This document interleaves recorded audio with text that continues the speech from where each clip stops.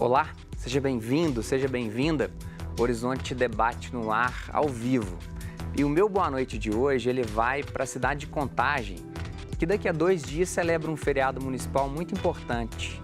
O abraço é para Eliana Belém, ministra da Eucaristia, lá da paróquia de Nossa Senhora do Rosário.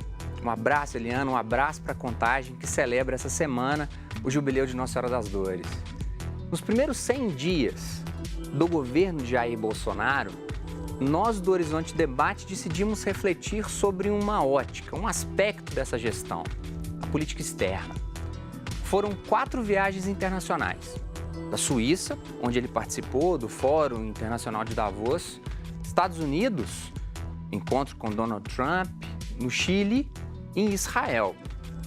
O governo brasileiro fez nesse período o anúncio de medidas polêmicas, concessões nunca feitas pelos governantes anteriores, além da interferência no modo de trabalho do Itamaraty. Para debater a política externa, que tem a ver também com o seu salário e com a forma com que o governo se organiza aqui na política interna, nós convidamos Aziz Saliba, que é doutor em Direito pela UFMG, mestre em Direito Internacional, professor do Departamento de Direito Público da UFMG e diretor de Relações Internacionais dessa mesma instituição, além de diretor do Departamento de Direito Internacional do Instituto dos Advogados de Minas Gerais. Eduardo Amat é graduado em Economia pela Universidade Católica de Brasília e mestre em Economia pela UFMG. Atualmente é professor de Economia no Centro Universitário UniHorizontes. E Adriano Janturco, que já esteve aqui com a gente por várias vezes, que é doutor em Ciência Política pela Universidade de Gênova, mestre em Relações Internacionais pela Universidade de Torino e bacharel em Ciência Política pela Universidade de Roma. Atualmente é coordenador do curso de Relações Internacionais e professor dos cursos de Ciências Econômicas, Direito e Relações Internacionais do IBMEC. Só que a sua participação, com para mim as 3 autoridades intelectuais em Belo Horizonte do tema, a sua participação é importantíssima. O nosso WhatsApp é o 996428473. Não se esqueça de colocar o seu nome e de onde você está enviando a sua mensagem. Eu tenho certeza que essas 3 autoridades intelectuais no tema vão te ajudar muito nesse contexto. Em especial você, estudante do Enem, ou você que se interessa por política, para poder saber do que está acontecendo em política externa. Aziz,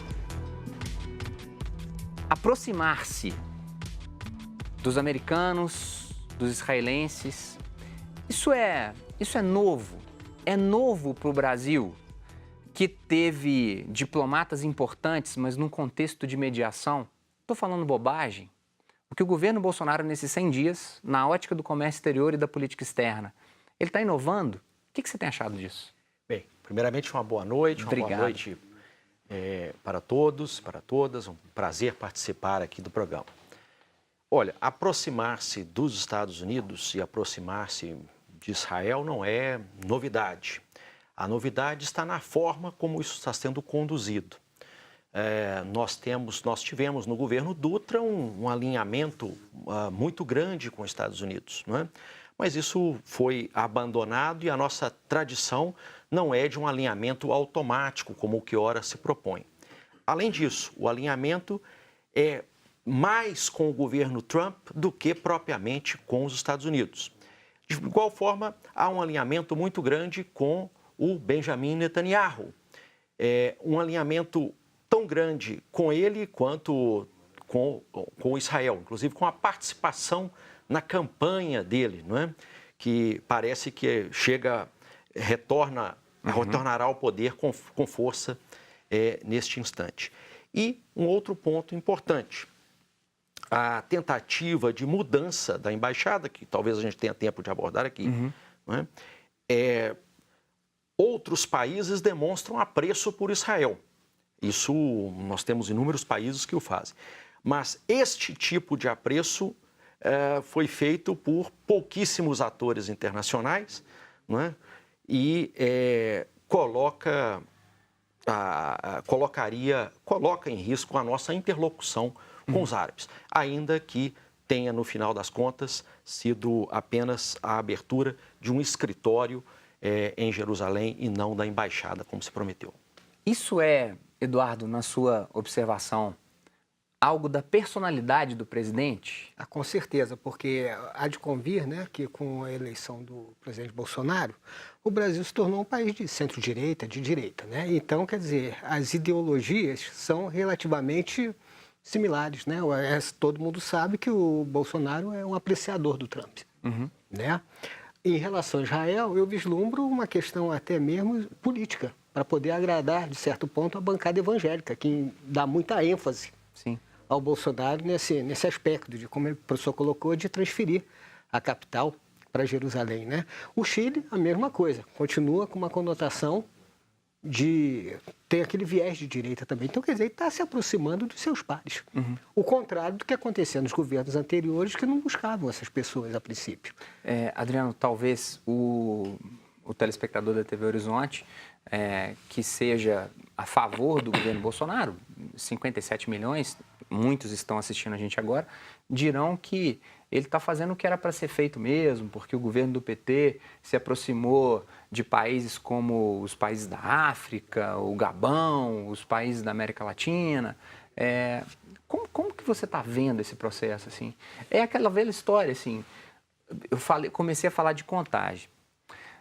O polo Ademir Lucas, que foi um político do PSDB muito conhecido em Contagem, e o polo de Newton Cardoso, um político do PMDB muito conhecido em Contagem. Aziz Eduardo Adriano.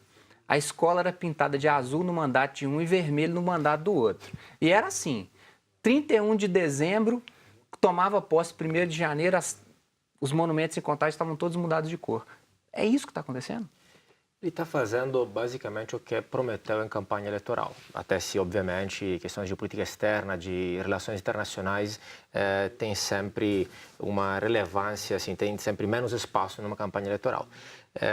É triste, em parte, porque geralmente países como Canadá, França, Inglaterra, Espanha, países ocidentais, não têm essas mudanças ao mudar de governo de um lado do outro. Geralmente a política externa tem mais um consenso, uma convergência dos dois lados, e nenhum destes países, por exemplo, pensa em mudar totalmente de lado e apoiar Maduro, Ahmadinejad, Chávez, ou depois mudar totalmente para a direita. Mesmo mudando de um centro-esquerda a uma centro-direita, tendencialmente a participação não CDE, e um posicionamento filo-ocidental não é colocado em questão.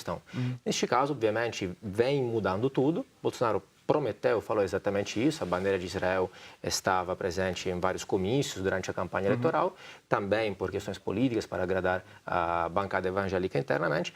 Está querendo fazer exatamente um desmonte de uma política externa diferente, alinhamento com países de Moçambique, Angola, Venezuela, os calotes do BNDES, uma certa visão ideológica do Mercosul, uma deturpação também do Mercosul mesmo, ao ponto que hoje tem um posicionamento, um realinhamento sobre a questão do OCDE, Mercosul, ou até uma saída eventual do Mercosul, saiu da Unasul, e um posicionamento mais ocidental, pró-ocidental, filo-ocidental e filo-americano mesmo. Quais são, pergunta de $1 milhão, assim, quais são as consequências desse processo? Por exemplo, aproximar-se dos israelenses significa, Eduardo, perder um mercado já consolidado, abatimento de animais no halal, todo aquele certificado, um ótimo mercado que Vamos tentar ter uma visão pragmática disso, né? O presidente Bolsonaro quer transferir a embaixada para Jerusalém. Qual é o efeito prático disso?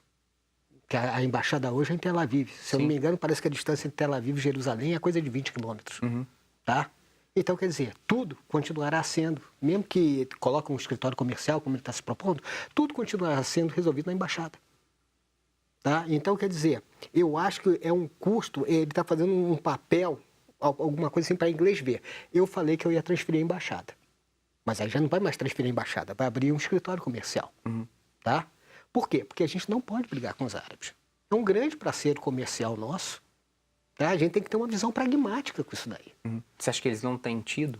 Porque a questão logo não, porque depois... parece que a ideologia está transcendendo porque logo as depois da relações posse, comerciais. não era... Eu me lembro até Eduardo Bolsonaro, que tenta buscar um certo protagonismo, porque ele é um representante externo do Congresso e tudo mais, de dizer que assim, não é uma questão de faremos ou não a transferência, era uma questão de tempo, lembra? Aziz, isso é um problema? Bem, O governo tem diferentes grupos que articulam opiniões distintas, não é? É um pouco difícil nós ouvirmos uma voz uníssona oriunda do governo Bolsonaro. A política externa parece... Isso é bom ou ruim, às vezes? Eu acho que o problema é que como em outras áreas do governo, há uma certa confusão. É bom que existam vozes dissonantes, desde que exista um maestro a reger essas vozes e organizá-las, não é? Porque senão vira uma gritaria. Uhum. Mas o problema que nós temos é que algumas dessas vozes, a diferença de sensatez entre essas vozes é bastante significativa, não é? Nós temos, de um lado, o grupo ideológico que está, digamos assim, de maneira mais bem organizada no controle das relações exteriores. Nós temos o assessor especial para assuntos internacionais, Felipe Martins, nós temos aí o embaixador Ernesto Araújo e nós temos ainda o Eduardo Bolsonaro, que não apenas tem cargo relevante na Câmara, está à frente da Comissão de Relações Exteriores. O deputado federal mais votado da história. Deputado federal com o respaldo de uma votação fenomenal, mas é o filho do presidente, não é? E, portanto, tem os ouvidos dele. E se comporta como tal. E se como comporta... filho que participa da sociedade da empresa, que participa do processo. Né? Sim. Esse grupo parece estar mais comprometido com as sinalizações para o eleitorado conservador, o eleitorado mais aguerrido do Bolsonaro, do que com o que o Eduardo chamou aqui agora de consequências práticas. Sim. Aziz, Eduardo, Adriano, quero voltar contigo para uma opinião. Para o finalzinho desse primeiro bloco e estender na costura de tantas ideias e de tantas bandeiras. Fica com a gente. Já falei para chamar, por favor, esse aluno do Enem para participar dessa conversa conosco. Breve intervalo, até daqui a pouco.